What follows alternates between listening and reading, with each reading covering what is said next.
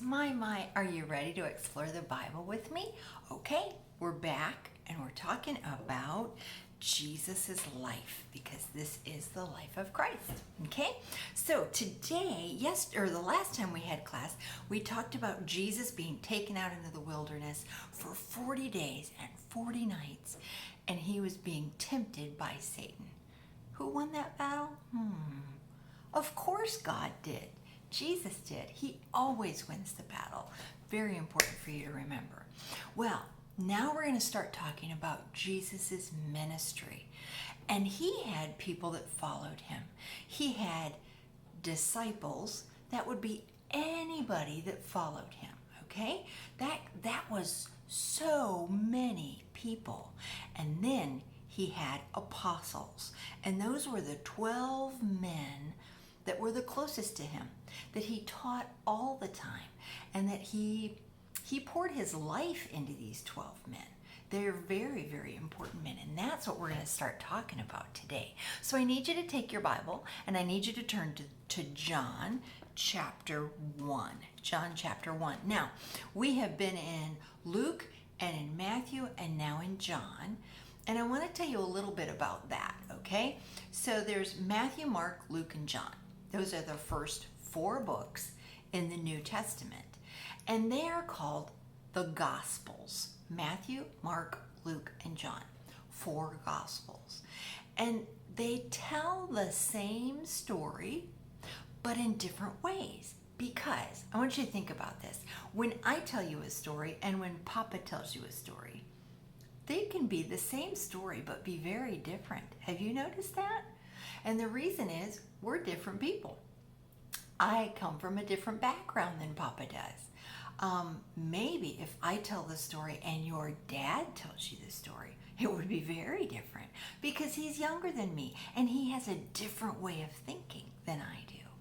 Well, that's how Matthew, Mark, Luke, and John are. They are all written by different men. Matthew was a tax collector, okay? Matthew. Mark, Luke was a doctor. So he's going to write differently, kind of like your mom thinks, like a nurse, okay? And then there's John. He was the beloved disciple. He was the one that got the closest to Jesus because he wanted to be the closest to Jesus. So we have Matthew, Mark, Luke, and John. And those are the books that we're going to be working through the whole life of Christ. So today it is John chapter 1. Matthew, Mark, Luke, John, the last gospel. Okay? And we're going to start in verse 38. So I want you to get your Bible and I want you to look along. It says, "Then Jesus turned and saw them following." He saw people following him. "And he saith unto them, What seek ye? And they said unto him, Rabbi," which is to say, being interpreted, master or teacher. "Where dwellest thou? Where do you live? We've been following you, and it seems like you just live out in the wilderness. Where do you live?" And he saith unto them, Come and see. And they came and saw where he lived, and abode with him. They stayed with him for that day. For it was about the 10th hour. It was getting late. So they stayed with him. And one of the 2 which had heard John, remember John the Baptist, Jesus' cousin, they'd heard John speak and followed him. And this one was Andrew, Simon Peter's brother.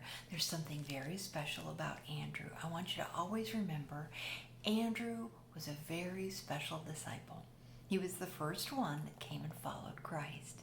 Let's read on some more about him. It says, "He first findeth his own brother Simon," that's Peter, Simon Peter, "and saith unto him, We have found the Messiah," which is being interpreted, the Christ. We found Christ. Now, these men knew the Old Testament, and they were looking for the Messiah to come. They were looking for the person that was going to save them to come. And he went to his brother, Andrew went to his brother Simon and said, "We found him. We found the Christ." And Andrew brought him, Simon, to Jesus. And when Jesus beheld him, he said, "Thou art Simon, the son of Jonah. Thou shalt be called Cephas," which is by interpretation a stone. Now, I want you to think about this. When we think of a stone, we think of a stone, a rock that we can really throw hard. This word, Cephas, meant a little pebble, just a little thing. This is important. We'll talk about this later on. But God changed his name from Simon to Cephas. But in the Bible, we hear mostly Simon Peter or Peter, because he's the one that we hear a lot about. Simon was different from his brother, kind of like JJ is different from Arthur. James is different from Jason. And Andrew was the one that brought his brother Simon Peter, Cephas, to the Lord. So on Thursday, or whatever next day Papa puts this on, we're going to talk more about the other apostles. So the first one was Andrew, and then Simon, and his name was Cephas, and God called him the little pebble, a little stone. Very important.